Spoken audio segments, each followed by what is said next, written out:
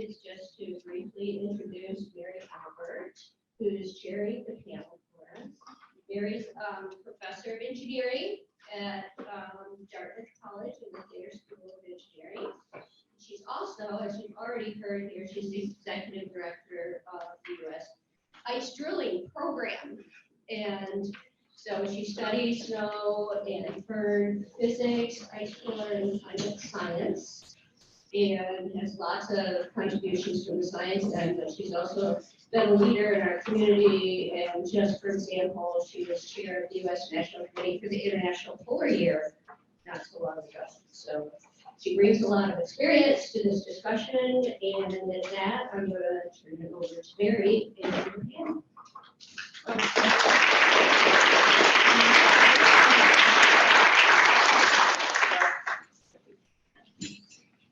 Thank you, Terry. And I want to thank the conference organizers for dreaming up this session and for inviting me and the rest of this panel for this discussion. We had a huddle yesterday to figure out, oh my God, what are we going to do? So, and that is, I'll begin by sort of just giving a 5-minute setting the stage. What's the context? Statistics, in other words. And then I'll allow we'll give the panelists 5 minutes each to introduce themselves, to tell you who they are, what they've done in Antarctica, so that you know where each of us is coming from. Then we'll have Q&A. I have cards here that thank you all for giving questions. I'll ask the question, and the panelists will volunteer answers, and panelists can agree to add to the answers that any panelist has given, and try to make sure that everybody has a equal amount of voice time. So we'll do that Q&A, and then at the end, the last 20 minutes or so, I'd like to reserve, because I've asked the panelists to think of about 5 minutes of reflection on what advice they would give others, whether they would give their peers, whether they would give early career scientists, graduate students. So we'll close up with the reflections from each panelist on advice. After we've gone through these questions on what have you been through in your career. I'm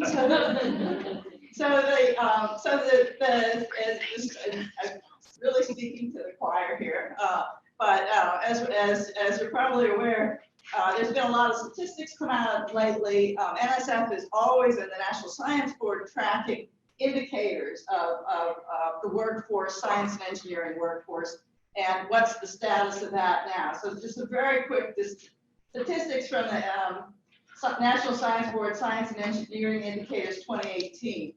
Despite accounting for half of the college-educated workforce, women in 2015 accounted for less than a third of the science and engineering employment. So half the college-educated workforce, only less than a third of science and engineering employment. Although the number of women in science and engineering jobs has risen in the last several decades, so has men. So that the differences have not changed that much. They've changed a little bit. Similarly, underrepresented minorities, Blacks, Hispanics, Native Americans, and Native Alaskans have increased in science and engineering employment. However, their 11% representation in science and engineering jobs remains below their share of the population, which is 27%. So we continue, there's been progress. Yes, there's more women coming. Are we where we need to be? No, not yet. Similar, if we look at the salaries part of that report, salaries affect us all. We have to pay the rent. Well, how does that affect us? Women and ethnic and racial minorities generally receive less pay than their male, white, or Asian counterparts. And just a quick reminder that it's still legal in the United States to pay a woman less than a man for the same job. So have we made great progress? Yes. Are we there yet? I don't think quite. Things have happened to encourage this culture change in the community. NSF's policies on harassment now have a formal process to go through, and there are consequences. And that's also happening at the national academies and other places. So this is where we are now. This is the context that we see ourselves in. With that, I'm going to let each panelist take about 5 minutes to introduce themselves, where they come from, what did they do, how did they, what have they done in Antarctica, how did they get there, just so that the audience gets to know each panelist a little bit better. Good morning, everyone. My name is Gretchen Hoffman. I'm a professor at UC Santa Barbara. And just so you know a little bit about my academic life history stage, I've been chair of my department for 3 years. I run our graduate program, had a lot of experience in sort of personnel issues, stupid human tricks, and I'm very involved in diversity and inclusion efforts on my campus. So I've got some seasoning. I'm avoiding the deanery as much as possible right now so I can continue my research career. But I guess my first taste of Antarctica came when a ham operator called my house in the 70s and said, honey, now when you hear your daddy, everything you gotta say over after it. So my first transmission in Antarctica was actually, hi daddy, over. So turns out my dad was an atmospheric chemist who studied the ozone hole and eventually worked for NOAA and was director of the climate modeling lab. So when I was a kid, I heard about Herx and McMurdo and McMudhole and Hervey's coming down the alley and all these different things happening. And I think I accidentally knew the language, and I really had no intention of going to the Antarctic. But when I was a postdoc at Stanford, someone said, hey, do you want to help us teach this biology course in McMurdo? And I said, sure. And so I started going down to help teach this course probably for like 4 or 5 years, and eventually became a PI because I got so interested in biology there. I was probably the PI of my own project by 1999 or 2000. And I was really just interested in the biology of the work I do. I'm a marine scientist, and I'm sort of part of the sea ice community down there. I've always been interested in organism-environment interactions, looking at just plain old physiology to marine molecular ecology. And Antarctica first attracted me because it was such an interesting place to look at adaptation. But then as ocean acidification and ocean warming and came to the front probably a decade ago, we realized that some polar seas, organisms that live there might be facing some challenges. So I kind of inadvertently got involved in climate science, but I came by that honestly because I would sit at the dinner table and hear about the Keeling curve when I was 14, and oh my God, please stop talking, Dad, But so I have had the great good privilege now, probably having gone about 15 times. I always take my students, never other senior PIs, and I consider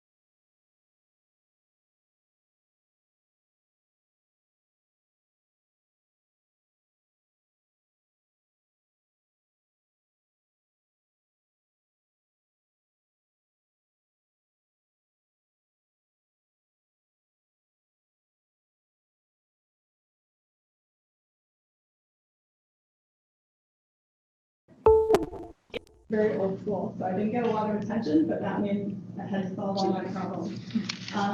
Yeah, and what else? I have 4 students in my lab right now. 3 of them have gone to Antarctica, 2 of them multiple times. And yeah, I'm extremely proud of them, and I will continue to take all of my students down as long as I keep getting funded. That's enough about me. Good morning. I'm Marilyn Raphael. I'm a professor in geography at UCLA. And my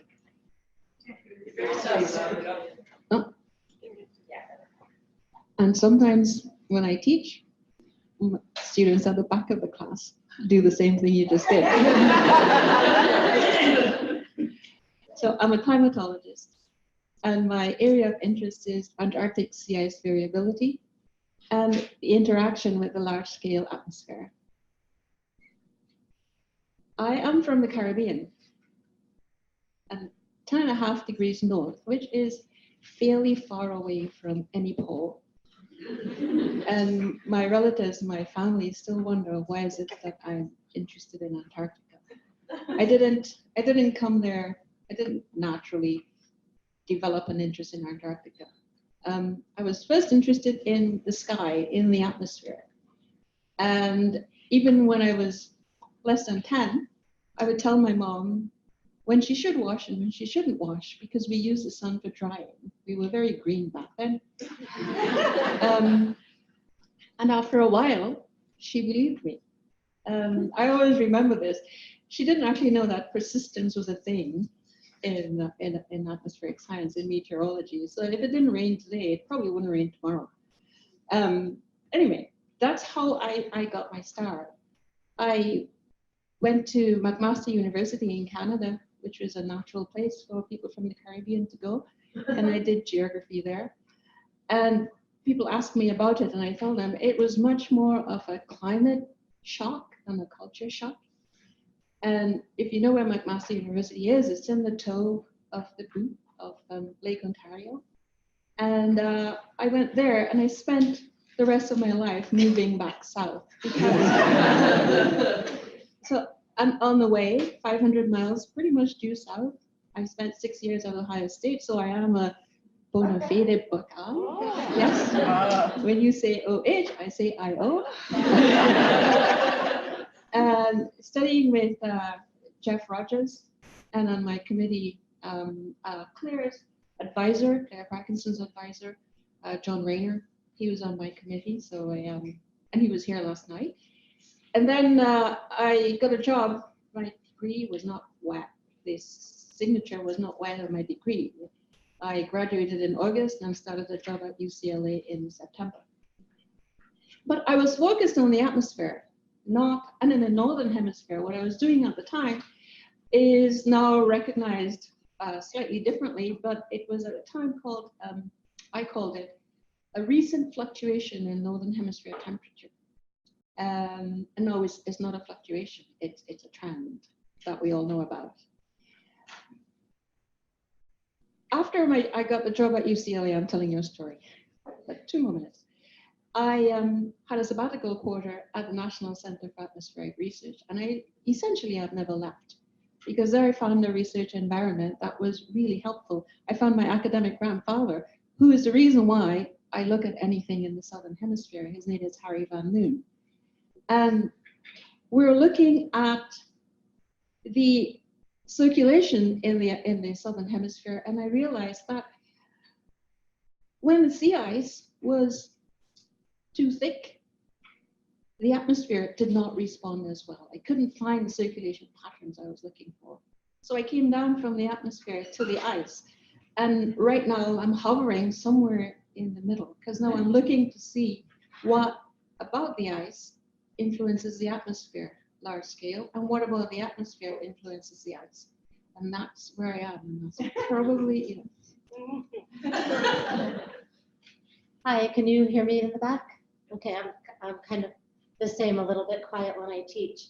So my name is Amy Levanter, and I have a great history here with Byrd Polar. I was really lucky out of grad school, I had one job offer, and it was as the Byrd Fellow. So I have to thank David Elliott for that. It's I really feel very fortunate. And let's see, I got my start in Antarctica as a graduate student. I had a great advisor, much like Amelia, a guy named Rob Dunbar. I called him the sink or swim advisor. He wanted you to come up with your own project. He said, once you get out of graduate school, nobody's going to give you an idea. Nobody's going to tell you what to do. So for your PhD, you have to figure out what you want to do. And my second year, he had an opportunity to go with the Germans to Antarctica, and he said he would go if he could take a student, and he took me. The whole thing was conducted in German. I almost never knew what was going on, but I did fall in love with Antarctica and decided then and there that I would create a PhD project that would take me back. And Rob and I got funding. It actually was for less than the project that you saw up on the board. I think it was $20,000 for a couple of years to work out of McMurdo. And we created, or I created, a PhD project out of that. Rob basically dropped me off in Antarctica, and I have to thank a lot of the people here who were incredibly supportive and in general didn't say, one, you can't do that, or you're a woman and you can't do that. So people like Jill and Sarah and Robbie. I was given a skidoo, a Nodwell named T-Rex that had a high-end crane on it, and a New England trawler winch and a drill, and a hut that was mounted on a sled. It was called Club Mud. And we drove all over McMurdo Sound to a suite of sites that I sampled for a series of about 5 years. And I can say that the first year that I went, I asked how to get to Granite Harbor, which is quite distant from McMurdo Sound. And I was told, don't worry about it, just drive across the sound. When you hit the other side, turn right and drive north. And that actually is what I did. So things have really changed.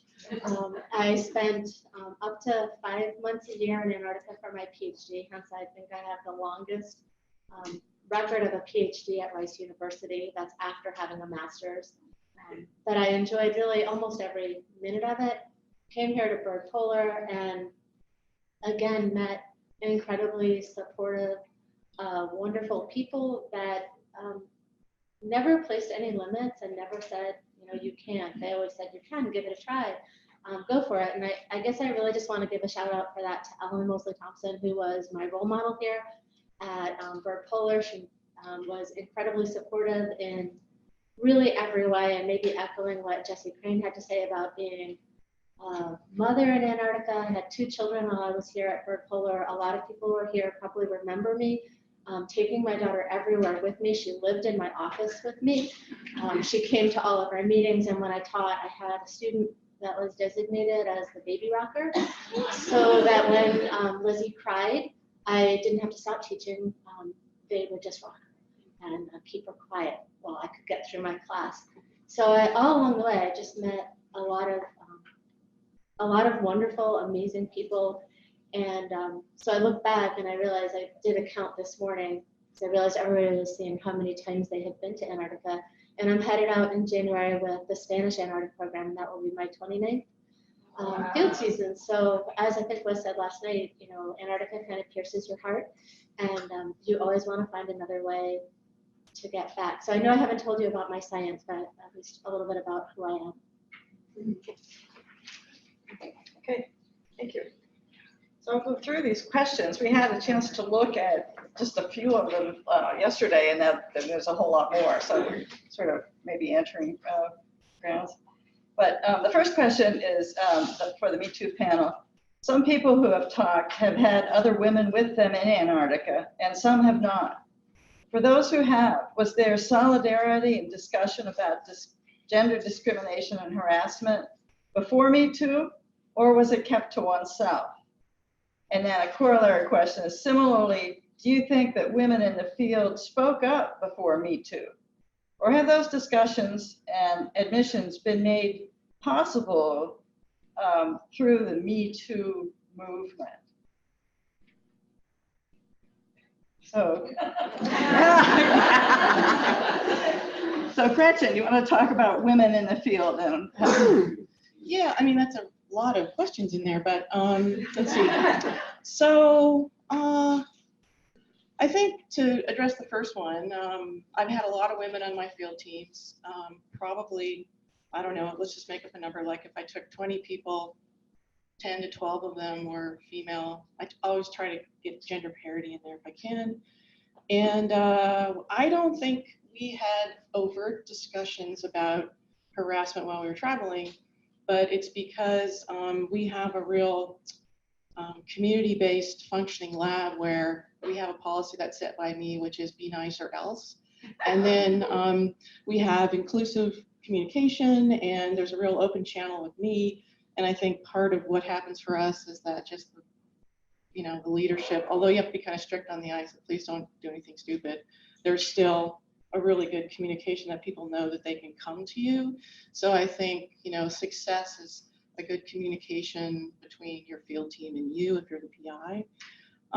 My sense is that there have been incidences that didn't involve people on my field team, but there have been things that occurred.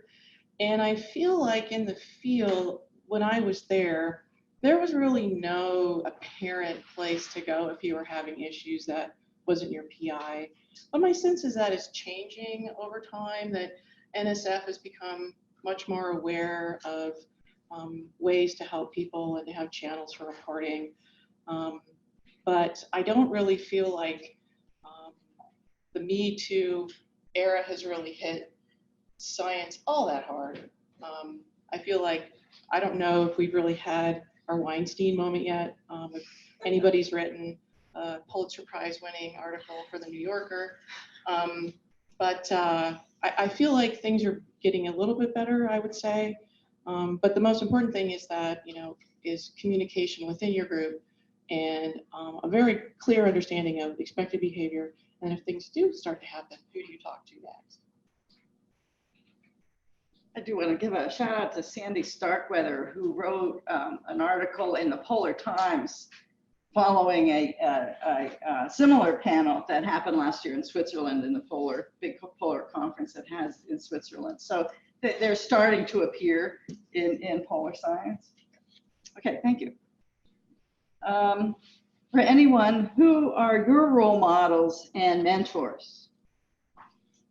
Can I start? Yeah. So one of my biggest role models is here at this table, and I'm going to embarrass her. Yay. Amy Levanter is probably the reason that I'm still in science. She is incredibly supportive. She's amazing. She has cruises where she's the chief scientist, and there are, is that over 50%?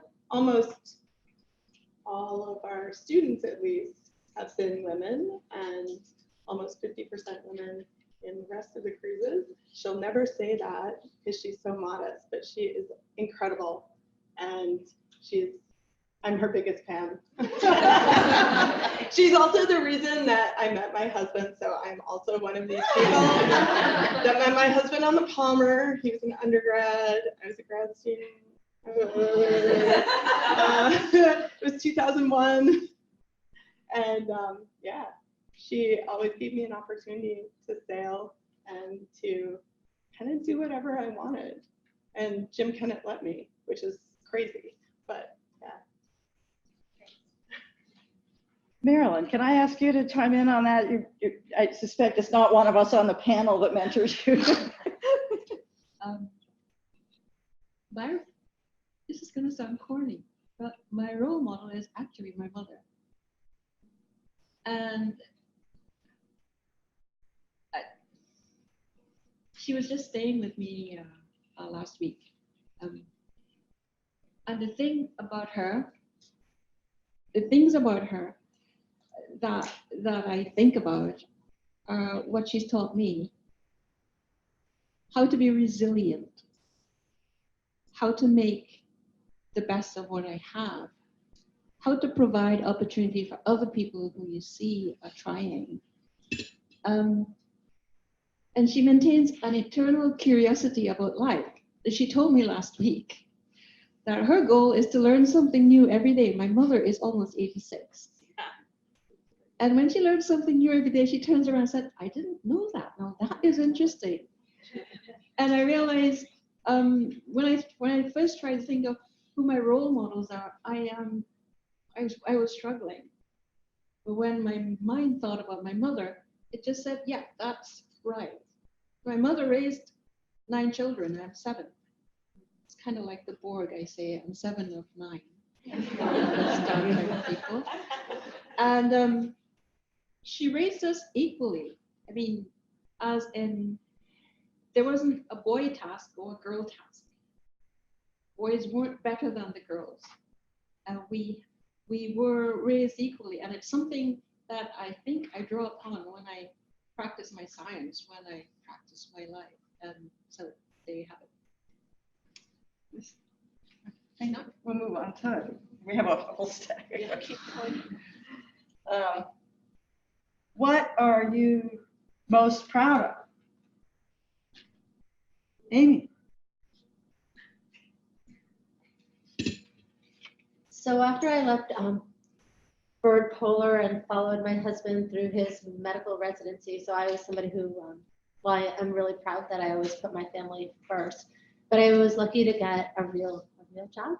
And I'm a professor at Colgate University. I teach all undergrads, and I love it. Every day is an adventure. Every day is super positive. If you ever feel like me that you're getting so old, and then you surround yourself with 18 and 19-year-olds whose world is all out there and they're all enthusiastic and excited.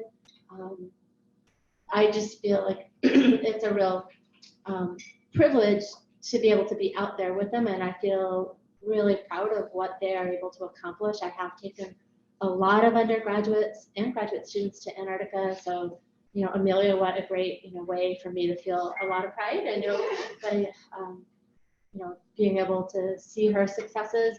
And also I will point out that Ian and I shared a cruise in 1999, and I look at him and really I just can't believe that from 1999 to now, and here he is. He's this amazing, successful man, and that's a really lucky place for me to be. Okay, thank you. For anyone, what is the thing you wish you had done differently? Can I answer Yes. about being proud of something?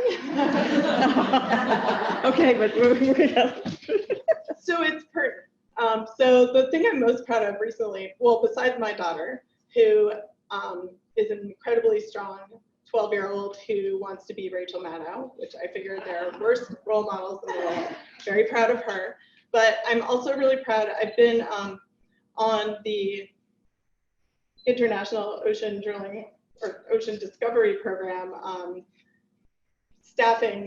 U.S. staffing panel for the last 4 years. And what we do is we staff all of the U.S. scientists or we recommend who sails as a scientist for the U.S. And we have 10 berths per expedition. And what I've done in the last 4 years is get the number of women sailing from, I think we were about 25% when I started staffing.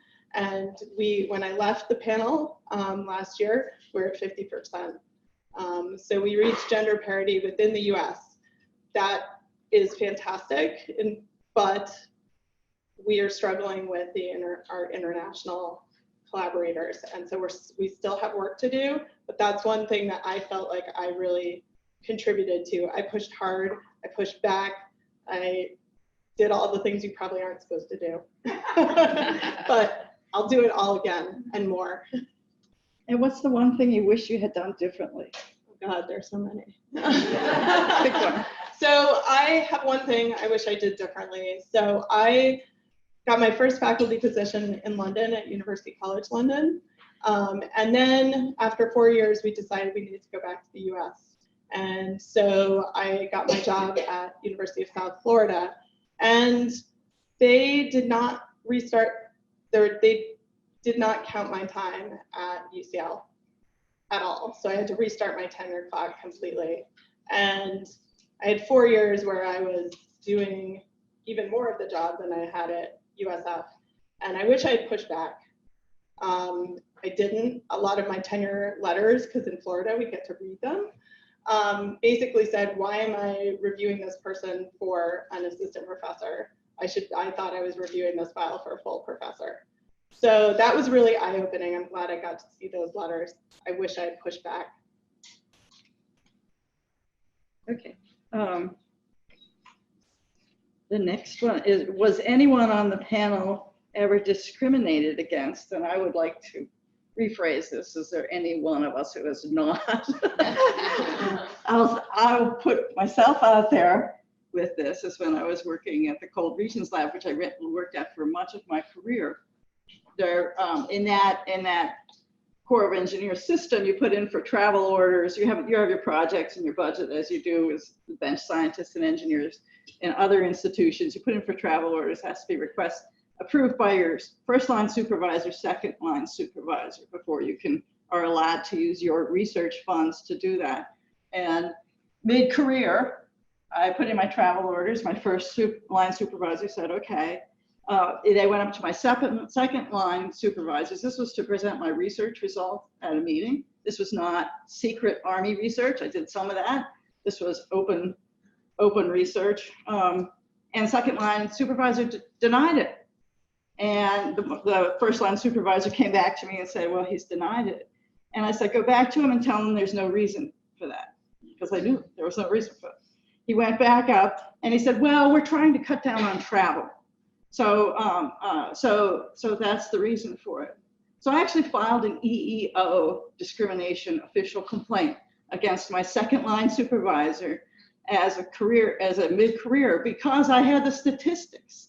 I knew I could name specifically the 10 men that within the last year had made similar travel and it had been approved. I was the only one disapproved as a female. And that went back up, and second line supervisor said, oh my gosh, me? I would never discriminate. So there is implicit bias, and there are ways that discrimination happens even though overtly they might not realize it.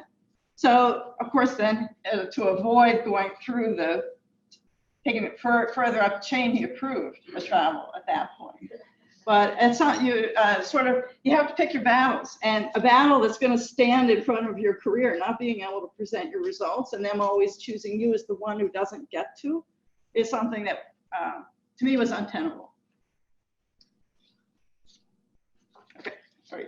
Next one was, this is a similar one, but was anyone on the panel ever harassed in the field? And if yes, how did you deal with it? And I just add my memory of what Sandy Starkweather had told me and said in her article is that it may range from the come on to the put down to the overtly physical.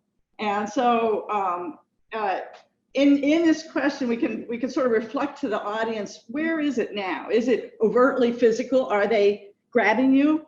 Is it the come on in which you respond? Or is it put downs where they're trying to get rid of competition by having you withdraw yourself? All right. So before we talk about this one, I want everyone to know that what matters a lot is resilience and toughness and what you do about it. And you have all these different channels to react to things. So everyone's going to be different in the way that they deal with these kinds of incidents. So let's just start there, right? So I have had lots of fun things said to me over the arc of my career, like, oh, you have big shoes to fill. How could you possibly do this job? Or in order to become a PI, you should probably sign up with a male-led project and get some street cred and then get funded. So we all kind of get these microaggressive, yucky comments made to us. But I think that the field holds a special unfortunate thing for us as women in that people who might have the tendency to bully or try to intimidate you do feel like there's nobody watching. And so they unfortunately can do these things. So I have to say that I was just about a full professor, and I was in McMurdo, and I was working in a small research laboratory, and a senior male colleague who was on a different project kept going by the door while I was talking to an undergrad who wanted to know about my research. And when the undergrad left, this guy came in and he kicked the door shut in this small room and turned to me and said, do you really think you should be working on this system? And I looked at him like, wow, seriously? Because at the time, that was like a long time ago, I was pretty hale and hearty, and I thought, I am going to pound you into the floor. So you actually kicked the door shut and tried to physically intimidate me, right? So I decided not to do that because then the station manager would send me home in a red heartbeat. You know, I'd be gone. You'd be going home in the first plane north. So I quietly said, oh gosh, ha ha ha. I laughed it off and I opened the door and I put the door jamb back in and this proceeded to have a regular conversation. But I also heard that this happened with this individual to junior people after I started to explore it. And I found it incredibly offensive that this person thought they could actually do that. And I don't think I've really ever talked about that with very many people except for maybe my partner, because it was so weird to have somebody actually lock you in a room and think that that was okay. And so part of the reason I didn't really react so strongly because it was just such overtly bizarre behavior that you just can't believe it just happened. And I just kind of moved on because it wasn't going to, I think that year I was promoted to full professor, I was doing fine, but they still felt entitled to actually do that. Can I just say that's not unique to Antarctica, because Yeah, I had the no. same thing happen in my office. No, I was going to say, you know, I think that Antarctica is not unique to the Antarctic. I think field situations, cruises, as I said before, they kind of expose us to, like, people think that no one's watching or the boss isn't there and you're somehow off the hook. And I feel like of my female colleagues, these things might be more prevalent. But you're right, these things happen right on campus. And so one of the things that I learned, just to wrap this up, is that over time, you know, as I became chair, I realized that I had to be, as a reporting individual, I had to be much more active. So I deal with things very quickly. And to lap back to the thing that I'm most proud of, I don't really know that I have one, but last year, some graduate students came to me who'd been to Africa. They were ecologists, and they gave me a small carved figurine that they said they were getting these things for things that reminded, that animal reminded them of that person. And they said, we think of you as a charging rhino.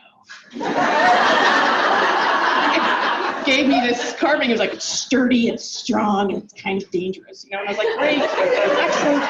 But what they meant was not to, you know, impugn my physicality, right, but to actually say thank you for protecting us, because at that time, I feel really strongly about taking these things on. So for the women in the room, as you move up into positions of authority, and you all will, you are the protector. You're the one that's going to have to stand up and do some really unpleasant things on occasion. Happily, these events are rare, but we need to deal with them as a community. So Good, thank you. Okay, the next question. With the Me Too movement, do you think that men in positions of power will decide not to hire women in order to avoid trouble? Oh, Isn't that illegal?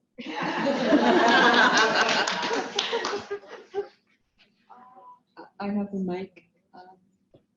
Not because I want to answer the question, I just got that. But I think no, because things are changing. And I think no, because we won't let them. Just remember, we have to speak up, and we have to continue speaking up so that this doesn't happen.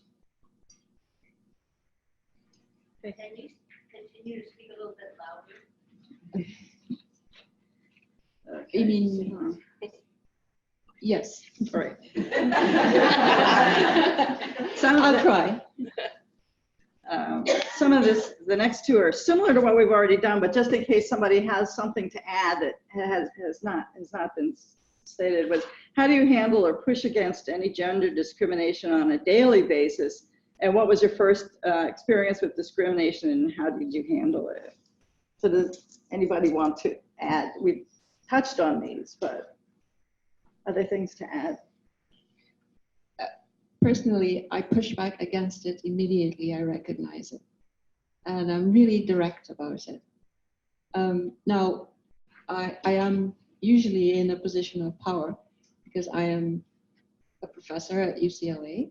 I have been chair of my department. And really, I shouldn't say this out loud, but I don't think that there's anything anyone can actually do to me that is going to bother me. So I push back. And it's for myself, and I also, if I see it against my students, I do the same thing, so that people recognize that this is just not done. And it's not because it's not right now. It has never been right. So yeah, go ahead, then Gretchen. So just to follow up on that, one thing that I think is really important for students, grad students and professors is I've found that observer training is actually super helpful. It seems ridiculous, but a lot of times people don't feel empowered to know how to intervene quickly.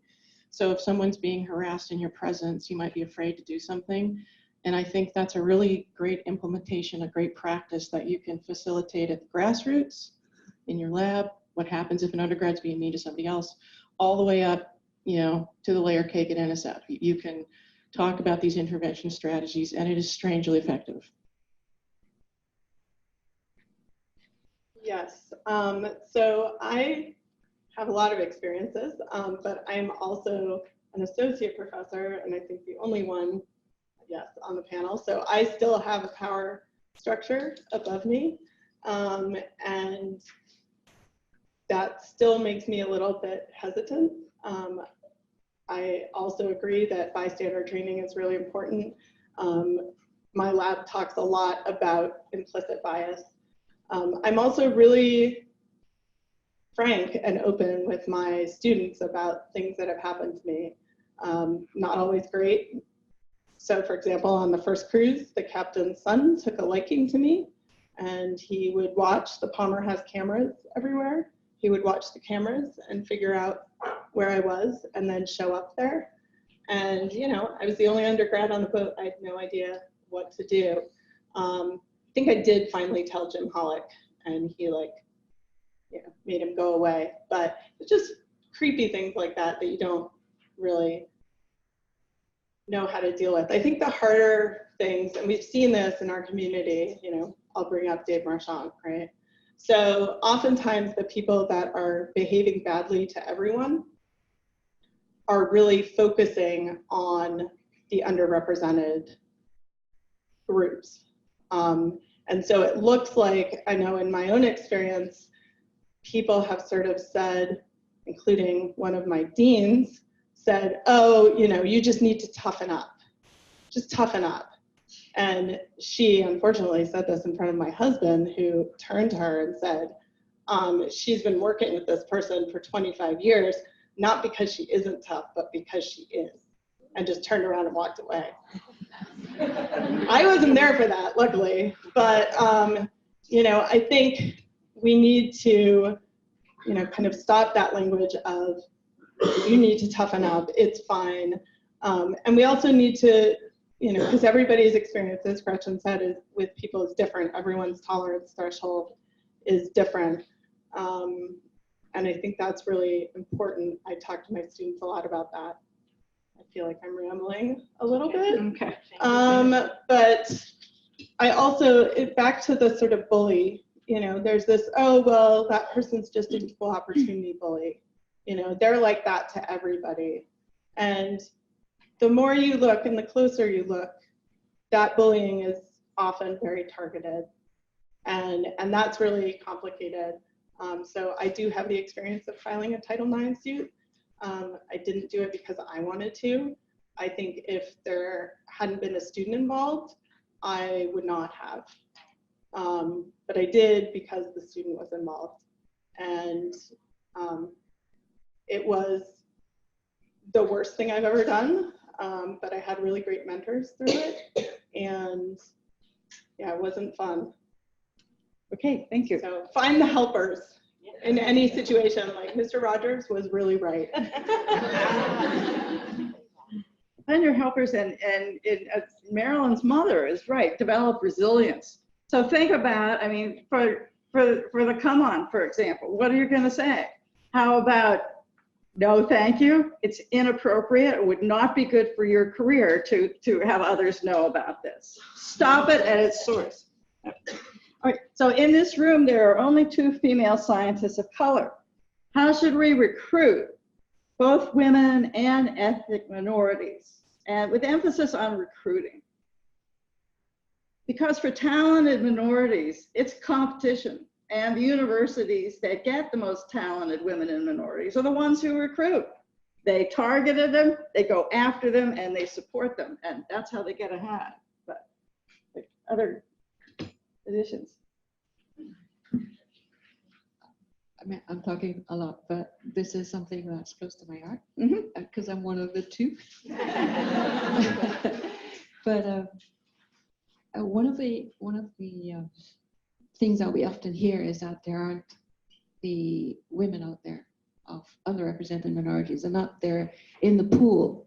So one of the things that I'm doing actively is making sure that people join the pool. And I'm starting with my undergraduates. And actually, I realized that it's something that I'm holding this mic, but I'm really a very shy person. I don't like go out of my way to do things like this. But this is the one thing that I think I can contribute to. Because what I realized is that even though I wasn't saying anything, people were looking at me. Students of color, underrepresented minorities, they're looking at me and I represent something for them. So what that means is I have to use that and pull them in. So I have 2 grants right now, and they're both focused where I bring in underrepresented minorities as students. And I have PhD students who are doing this now. I have undergraduate students who are underrepresented minorities, and I'm pushing them gently towards science. So while I may not be looking at the people who are ready for the job, I'm trying to ready people for the job. And the pipeline is really important. So I've done the same. I've been pretty involved with and am trying to become more involved with. I have a proposal in right now to do an REU focused experience. So we don't have any undergraduates at the College of Marine Science at USF. And so we are trying to bring in underrepresented minority undergraduates in an REU program. And so I did this. I went to NSF, to Doug Kolaski last year and said, hey, would you be interested in funding this REU student who is from New York City. He was actually a veteran and he was returning to school and he was Hispanic and I took him for the summer. He was amazing, and I'm going to accept him into the PhD program. He was just incredible to work with. I've also written into my next proposal a continuation of this RU funding. I was an RU student, so it was really an important part of my training. I also have a number of underrepresented minorities in my lab, and a lot of them really, one of my students in particular kind of started on the, I don't want to be recognized as being different. And then she kind of has evolved to, running a couple of the, so she's really involved in Geoscience Latinas and a couple of other groups on campus. And she's writing blogs you may have read her blogs in Scientific American with AGU, and she's doing something for, I can't remember right now. It might be another EOS article about her experience coming into geosciences. So really, beyond just Antarctic science, I'm trying to increase diversity within the geoscience, which is abysmal and hasn't improved in 40 years. Okay, thanks. So we can see that having women in senior positions helps to increase the likelihood that others will be nurtured and invited and brought into that space and into the pipeline and up through the pipeline. This question, when discussing issues of gender equality, we often talk about the obstacles and challenges men have imposed on women. But often I and my fellow female colleagues have found that sometimes women are bigger bullies to fellow women. My questions to the panel, that's known as the queen bee syndrome, right? The other women can never be as good as the queen bee. Did you experience this sort of female bullying anywhere along your time? And how do you think we as a community can overcome this? You didn't experience other? I'll just keep talking. Sorry. So I experienced this a lot. And I didn't realize it was a thing because I had always worked with Amy. And it wasn't really a thing with her. And so actually I acquired another mentor along the way, Peggy Galini, who is a vice chancellor at Santa Cruz now. And she was the first one to explain this to me. And she kind of said, you know, there are women of my age who some are really supportive of other women. And some people just say, you know, I had it tough and so should you. And I have never really experienced it until very recently, this I've had it tough and so should you. And it's really interesting. And I'm really trying to not be that way. It's just mind-boggling that we don't want to just lift everyone up, you know, and float all the boats. Okay, right. What are some ways women can, more discussion on that? Next one is, what are some ways women can open up the discussion about diversity and inclusion with their male colleagues? How do we talk to men about this? No. So, I mean, I come from a pretty California, which is like a different country sometimes. And my male colleagues are very aware of this issue, and we don't really have a lot of trouble in that department. I feel like one of the things that's really worked just as a practice is sometimes people are a little awkward about talking about recruiting, you know, people of color when you're white, and you know, you don't quite know if you're trying to be some sort of savior. And I've always felt like with my male colleagues, to create an opportunity has been really, really great, so that there's an action item, not just to be, hey, be better, but to say, hey, there's this proposal that we could write together to bring HBCU undergrads to our oceanography program. And they go, I'll do that, I'm untenured, that's a great thing to do. But at the same time, they want to be part of the solution. And I think sometimes if you're in a leadership role, or even if you know you're a grad student, you can recruit people to your side. You must recruit. And it's a cliche to say find allies, but if you have an action item, something that you can do, that's very effective. That's good. Concrete actions that actually can get done. Let's see.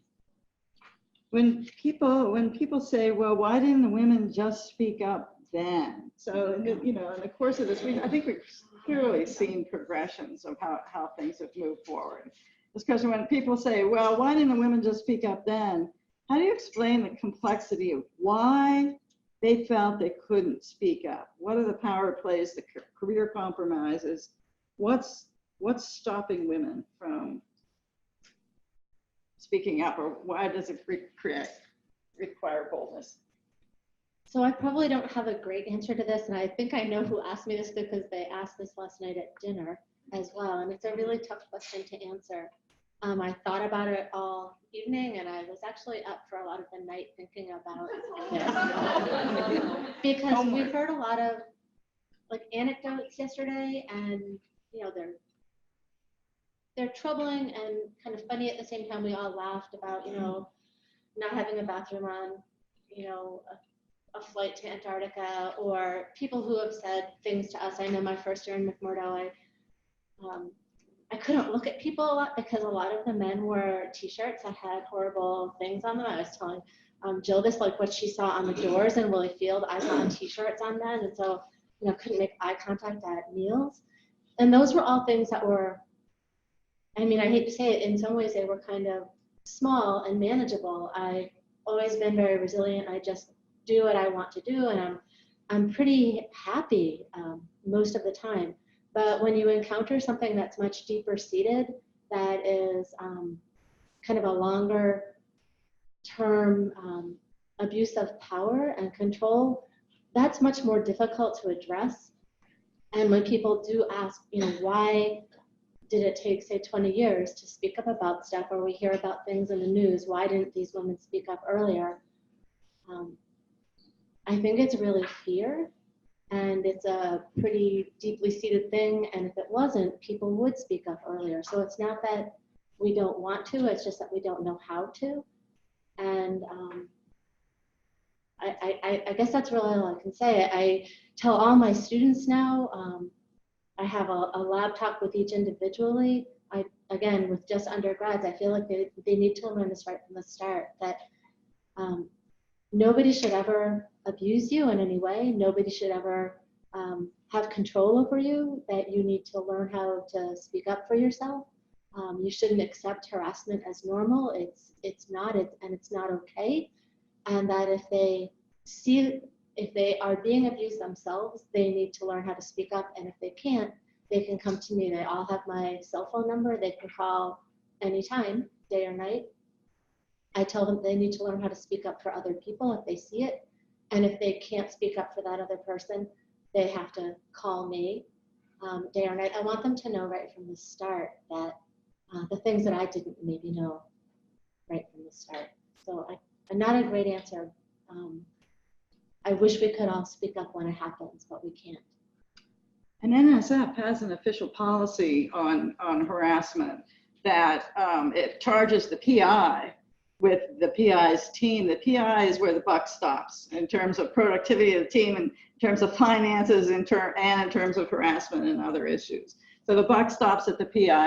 There is a process to file the complaint that the PI must act on within the university of the person doing the harassing, and that university must take action, and that university has to report that to the National Science Foundation. So it will come back in terms of the funding. But I think, although it's daunting for the PI, I think it's useful to have a buck stops here person, or to move it through the rest of the system. Marilyn, did you want to? I just want to say one thing in sort of defense of people who were like 50 years ago, or 40 years ago, or 30 years ago. Measures weren't in place for people to respond. What they were treated as, or what they were subjected to, was considered normal and accepted. How do you speak up against that? Now, as you've described for the NSF and for other areas at universities, certainly at UCLA, across UC, other universities, everywhere, people are taking steps to ensure that the voices of women and other people who are harassed and affected are heard. And what we have to do is make ourselves aware of what measures we can take. We have to not, thankfully, we have professors who will advise their students, but for students here, make yourselves aware of what measures there are, what steps you can take, and then take them. Can I just say that the women in the past did not just ignore all this? I went to the poll in '84, and one of the first things we had to do was have a conversation about the pinup pictures everywhere. Good. That was like the first or the second week. And myself and the only other woman who was wintering over, who was a doctor, you know, we put our foot down and we said, no, this is not acceptable. And we negotiated a compromise, so to speak, where you can put whatever you want in your room, in your private office, and in the third stall in the mixed bathroom. But the rest of it, the place in the public spaces and the other two stalls, no girly pictures. So I just don't want to leave the impression that no one ever said anything before Me Too. This was in 1984. We certainly said something. That's an excellent point. And I mean, I think there's a continuum of how these things play out. And certainly women are well known in various spaces and in various times in our history speaking up for themselves. And so I think we can all acknowledge that what you did was incredibly important for the group of women that you were with. And if we jump over to the question that we're talking about at a larger scale, a lot of times, why didn't the women report? Well, I think you've identified fear, retaliation, but also there were times when you just really didn't have a person, like you did not quite know where to go to. And so if you were, you know, harassed within your faculty or on your crews, you're kind of like, well, I could go talk to that person, but that's not really abundantly clear. And I think happily, as my colleague has pointed out, those things are improving.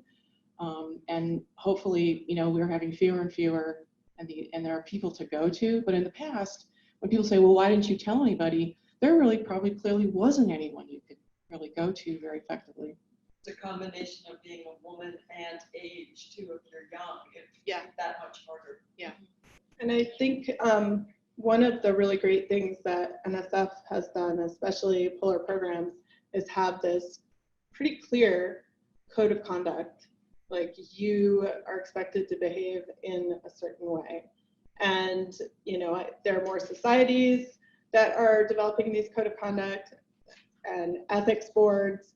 And, you know, we're seeing that, you know, sometimes you wish that those codes of conduct had more teeth, but I think they are getting more teeth, and they are, you know, things that you can hold people to that, you know, if you sign a code of conduct to go down to the ice and you break that code of conduct, then the university administration also has some sort of something behind them to discipline you. And, you know, that wasn't true even 5 years ago, 4 years, 2 years ago. So. Thank you.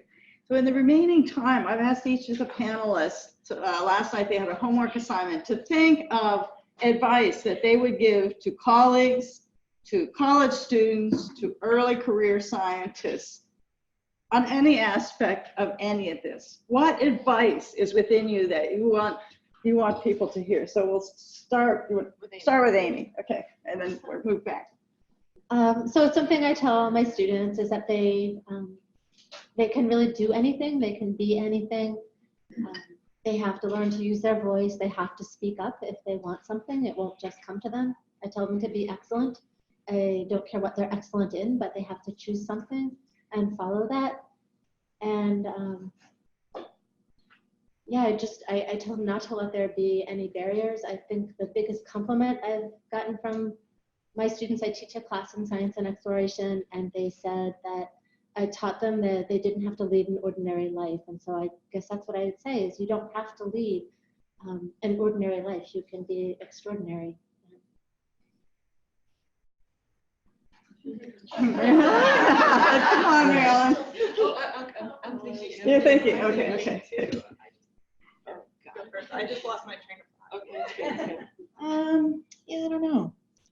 I kind of feel like I'm the last person that should probably give my students advice, because I think I chose grad school based on where I could ski, so I'm not really sure that's a great thing. But I think that the one thing I do believe the most is that we can, at whatever scale you want, you can break the model of how things are done normally, and you can establish your own community, and you can just break the model. You don't have to follow, whatever hierarchical, male-dominated system you might have come from or experienced. You can create your own. You're very community-based. You can have really great inclusive communication, and you can just do that within your peer group. You can start that within your lab, within your graduate community, and you just do things differently. And if that would happen in many, many places in 20 years, things would be very different. So I always just advise my students that, you know, we're going to be a collegial, inclusive group. You're going to be that group. I'm not forming it, we are. And that you should continue these practices in all spheres that you operate in professionally. So it's kind of not very non-specific, but that's pretty much all I've got. That's good. Are you ready? Yes. Okay, so I guess I already said this before, but just, you know, always find and identify your helpers. I always tell my students to find a mentor that's outside of the structure of our lab, you know, somebody that they can always go and talk to. I have people outside the university who I always talk to about everything. Amy's one of those people. And just somebody that I can go to kind of bounce ideas off of that isn't within the structure of my lab. The other thing that I tell all of my visiting students and students who are preparing to move on to postdocs and faculty positions is to always talk to the students and the postdocs of any PI when they're not in the room. You know, I always encourage people who apply to work with me to talk to my students when I'm not around, because you can learn a lot about the structure of a group, about the leader of a group, etc., by asking the people that work around them. And so that's a really important piece of advice, especially for the students. We can sniff out things, I think, that way. And yeah. No, I'm sorry I didn't go second. I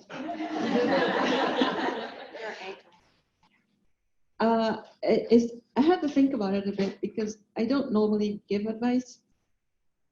People come and they talk to me, and then they figure out whatever was wrong, and then they thank me for giving them advice. Well, what I really do is I just listen.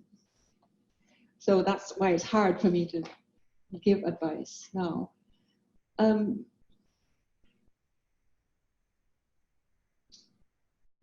What I would say, I think, is you're not doing this venture, this science venture, this life venture alone. There are other people around you. They might not even be in your field. They might be really far away from your field.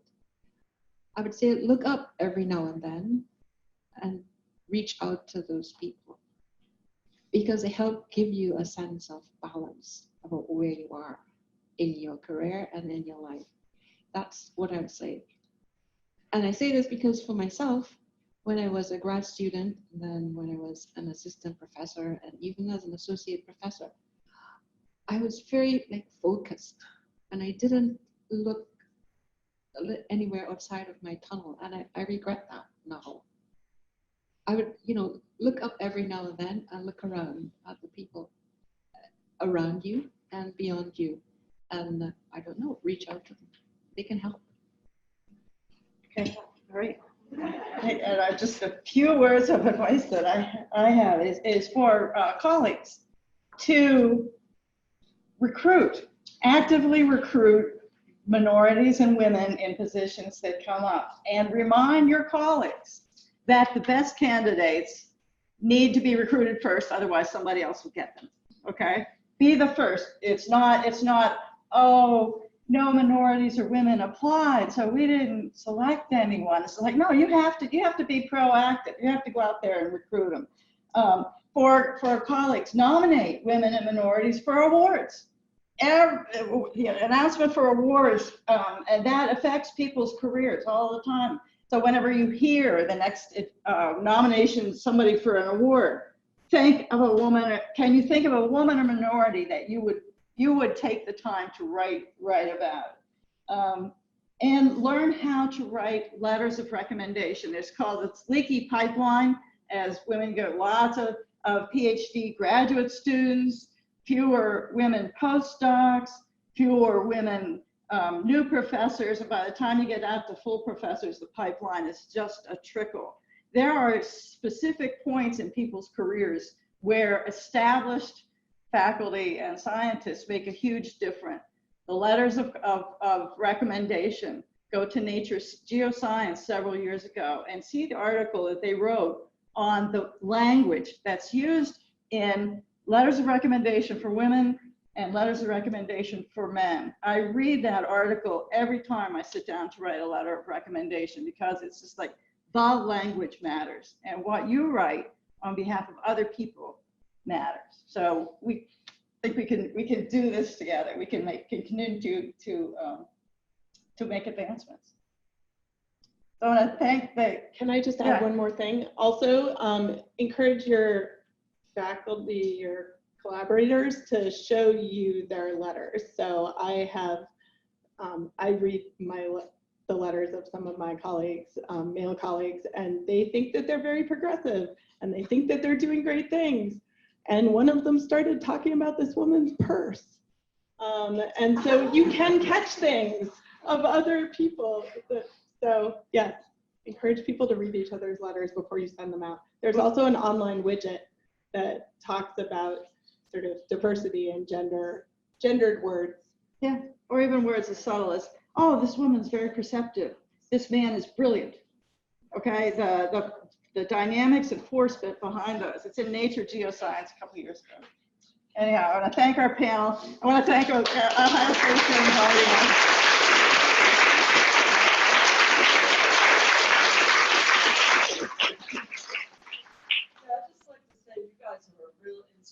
And even though we've been here celebrating the group that went 50 years ago, I hope in 50 years that people are going to be celebrating people like you and all of the wonderful things that you are doing now, and You're just really amazing, so thank you very much. Thank you.